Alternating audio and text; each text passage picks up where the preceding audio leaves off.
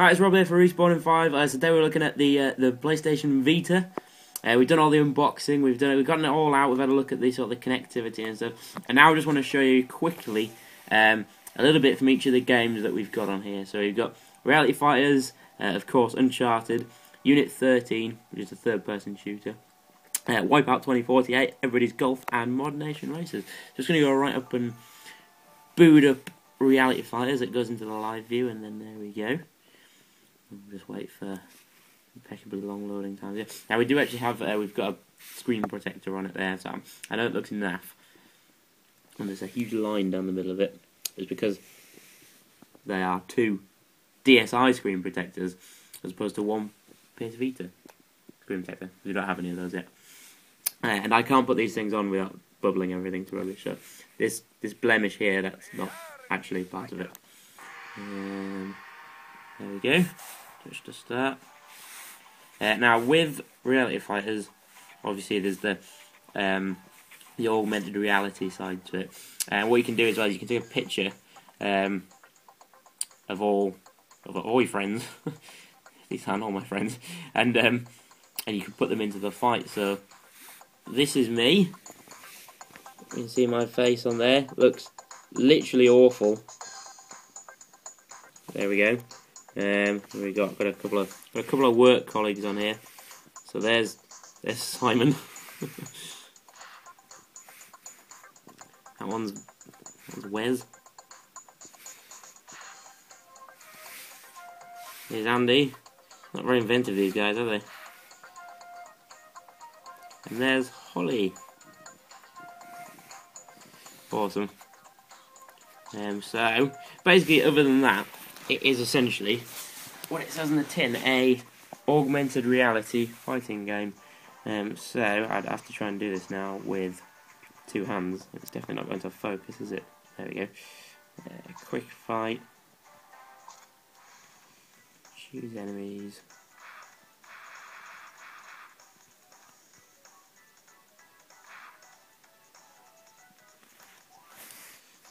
Lie down for a second. There we go. Now we'll fight Nicole. If I am, you can choose augmented reality as your battleground. And then, if any look. Oh yes, I was going to say this is the floor, and you can just hit X to place your fighters. Obviously, you'd want to put them in somewhere much more inventive than on my floor in front of a 360 playing charge kit. And then after that, it is literally a fighting game. Obviously, where you move the PSP, sort of moves these guys as well, so you can sort of disappear off the screen, and they're fighting somewhere else. Right a bit near these shoes. Yeah, I am getting beat. So yeah, that is Reality Fighters. At its core, it's very simple. But it's a bit of fun, it's a bit of novelty. You get, like I say, you put them in some funny places. Don't get them fighting on your crotch. People think that's weird, apparently. So anyway, this is Uncharted, obviously the big one. You've probably seen sort of a lot of screenshots and bits and bobs from this. This does look very, very good. There's no denying it. It's good fun to play as well. The thing about Uncharted is it uses a lot of the different sort of touch options. So obviously, with your panel that you've got on the back, you've got your two analog sticks here, and all the different options on the front. It really sort of does a good job of using every single different type of input that it possibly can squeeze out of the system. Which at first I thought would be, slightly annoying. I don't really want to use, certainly not the back touch panel, barely even the front touch panel, to be completely honest. But it turns out it works pretty well. So I'll just see where I've got up to here. Continue chapter on normal difficulty. There we go.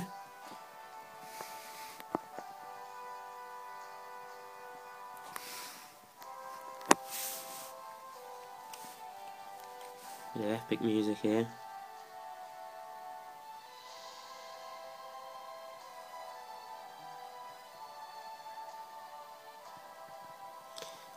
Yeah, all the loading times don't seem remarkably quick. I'm probably not going to be able to play this now without... There we go. So obviously you've got your main sort of controls here, which are your typical analog stick sort of things. Move around there, circle, go into cover, and then you probably can't see that from there, but typical LT to aim, sorry, left shoulder button to aim, and right to shoot. The shoulder buttons, they're, whoops, don't fall down, icon, there we go. Back on the screen there. The shoulder buttons are comfortable. That'll do. But I think what I was actually going to say there is the analog sticks aren't quite as sprung to let you to be really accurate on sort of aiming and things like that. They're a little bit sort of flimsy, much better than the nub that the PSP had, but still slightly disappointing. They do the job. I guess I'm probably nitpicking there. Looking at my iPhone instead. Here's a lovely screenshot again. Don't know if you can see really the extent of the graphics on there through my iPhone and then through those nasty screen protectors. But I'm just going to see if we can get to a climbing bit, because there is a really sort of nice feature. Just allows you to just paint your way up a wall rather than having to jump between each sort of. Oh God, here we go. You want to do this? All right. First, you turn it twice to the right to reset it.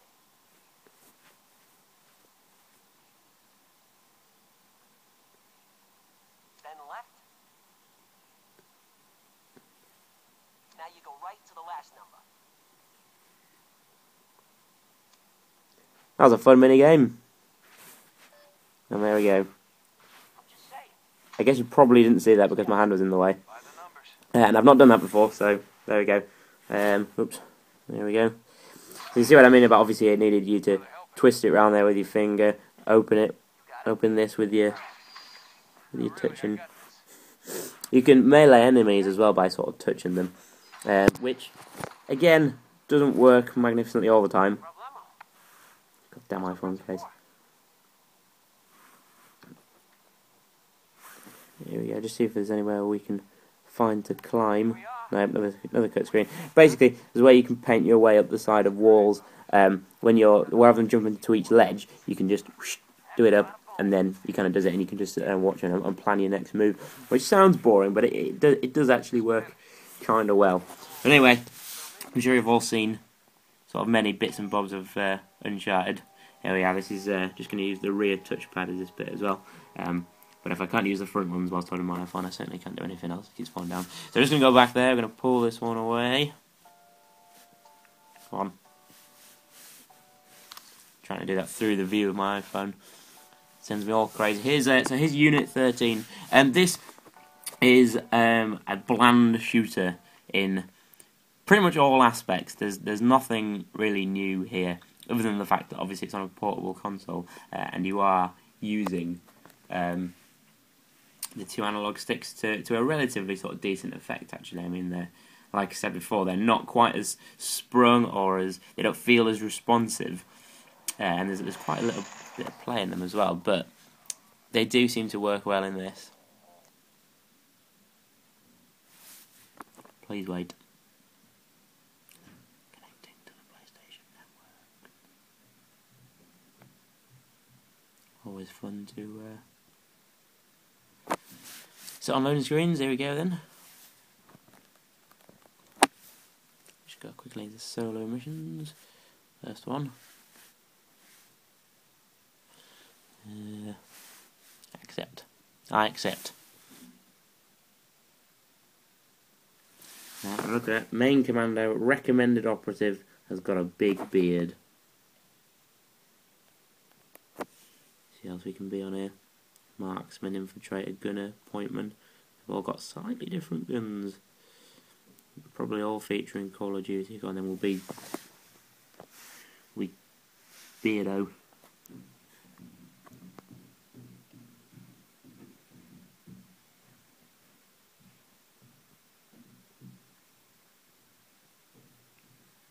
Wait while this loads up now.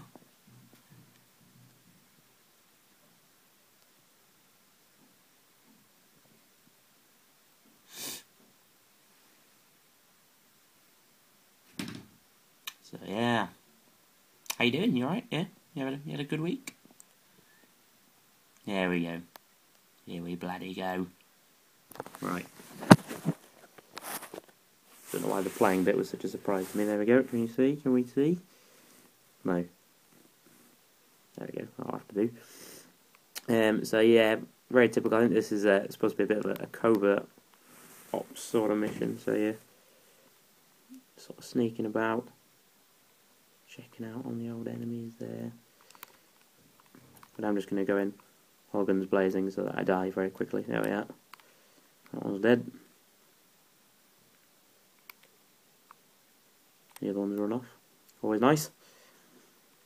As the typical sort of first-person shooter controls, you reload on down, but you can also reload by pushing the button down there as well. You can get shot by just standing out in the open if you like. That's always an option as well. Got red marks either way, on either side of the screen there, that come up when you're dying. Stretching the envelope there. Opening the box. Pushing the door. I'm really not too sure how much you can see from this, but I mean, it looks nice, it plays okay, it's just not memorable, which is my only real qualm with it. You have to go on this level, you have to go around, you have to get to where each of these yellow markers are, and defuse a bomb or something. But it's very typical. Yeah, a bit of a touchscreen sort of thing there. Obtained a missile, shot some dudes, and I died. There we are. Pew, pew, pew, pew, pew. I have to keep shooting you. Now I'm dead. Here we go, and we start again. So that was Unit 13. A bland, ordinary shooter. Okay, I'll quickly bang through the rest of these now. Start out Wipeout. Again, this is one that's pretty lengthy from the old load times. As we'll see now, I should really have brought some small talk cues down. I do that when I go to the hairdresser sometimes. Think of, small talk. Of course, because you can't talk to me, that would be a little wasted this time, wouldn't it? I wouldn't be able to use those again. I wouldn't be able to rightly use those again in my own mind. But we're doing alright so far.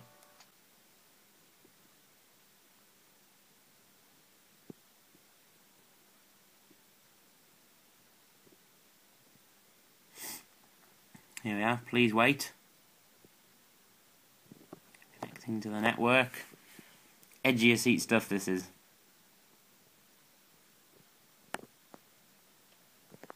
Without the screen protectors, it does look very clean. Studio Liverpool. Don't know why they're Scottish. Yeah, this is a very lovely intro video, but we're going to have to skip this, unfortunately, because we don't have time. Here we go. Push button to start. Have a quick race here. Single player. Yes.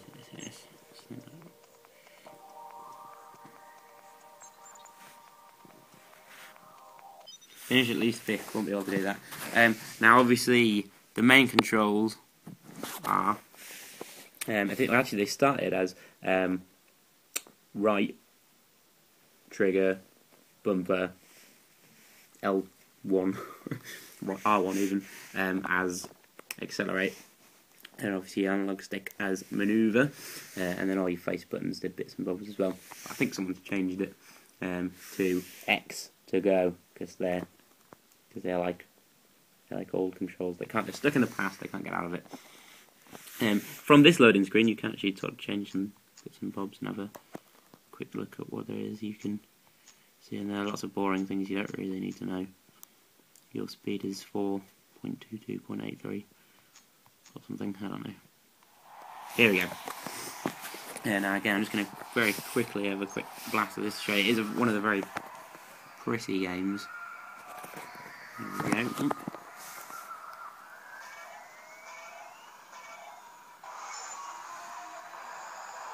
I can't actually turn. Hold on, here we go.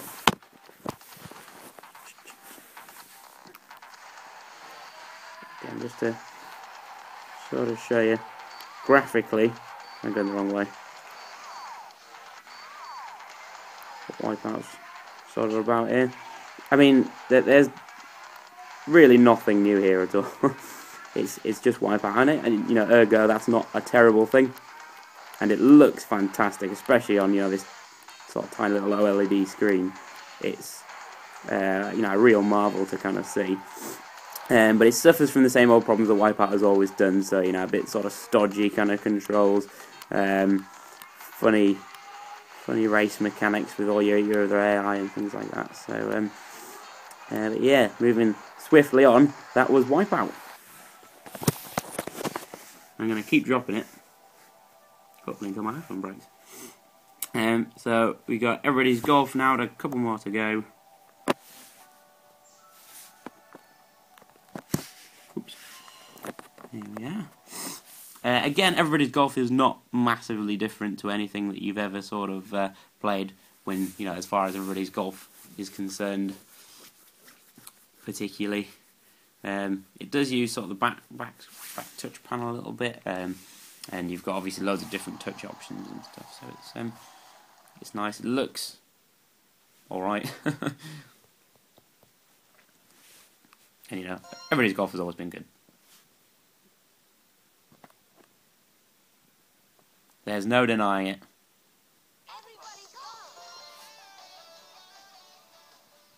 I love this really, I guess, Japanesey old style sort of music and presentation they've got here.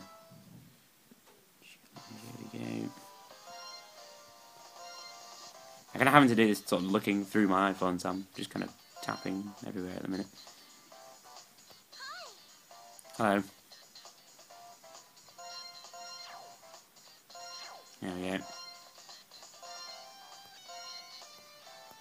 You get in the game, damn it.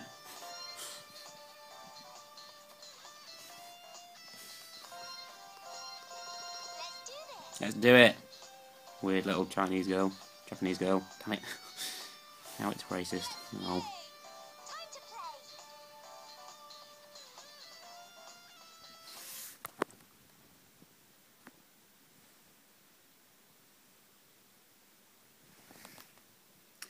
Beautiful courses modelled on sites from around the world. An extensive cast of crazy characters. And advanced online mode. I don't know why they feel they need to put an advert for the game within the game, but there we go. As you can see, all looking very nice here at the Maple Leaf Golf Club. It's a beautiful Saturday morning, and here we have a strange Japanese girl. God damn it, Rob! Whoops. Boink! I'm not great at these games, but I'm usually slightly better than that, so. But yeah, I'm not going to play the entire hole here. That was pretty much the extent to which you need to see this. I can do it better when I'm not looking from the phone. I promise. Has that gone backwards? Christ. Anyway, that was Everybody's Golf. Pull that one down. And very lastly, we've got Modern Nation Races. Now, there is one bit that I did really want to show you, other than the racing. Which is your typical, again, if you've played Modern Nation Races on the PlayStation, you're not going to find anything new here particularly. But things like, obviously, your kart editor, that's all in here as well. And most interesting, the track editor as well, because you've got a lovely little option where you can just trace around a track with your fingers, and it builds it all up for you.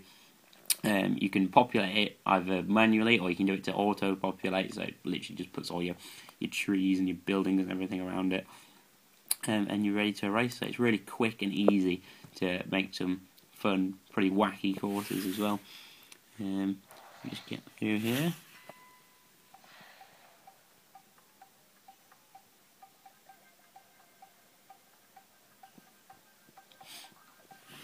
More adverts for the game. Not really adverts, are they? They're tips. Shut up, Rob. It's really early. Yeah, I'm going to go for favourites.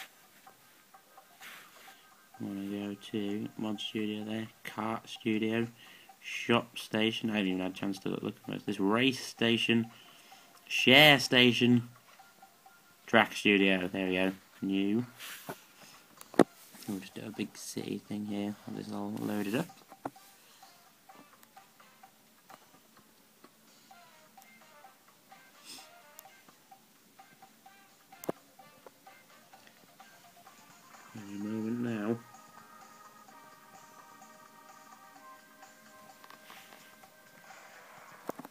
So yeah, draw track. And then you can just... and completely fuck it up. There we go, reset. There we go. These screen protectors might slightly... So just...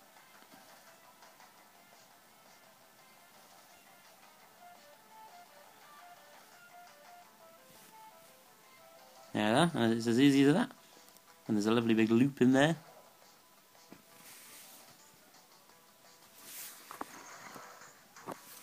Auto-populate, yes, because I don't have time to show you placing all the bits and doing this and doing that. Building track, God, is going to take forever, isn't it?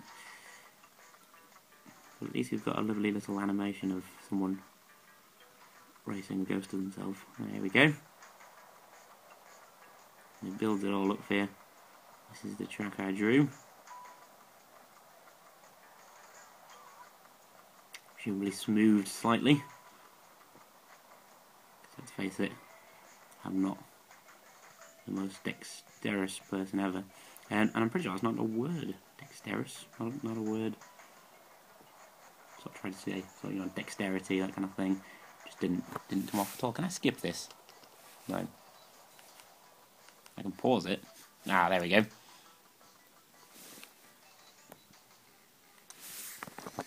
And just see if we can set off okay here.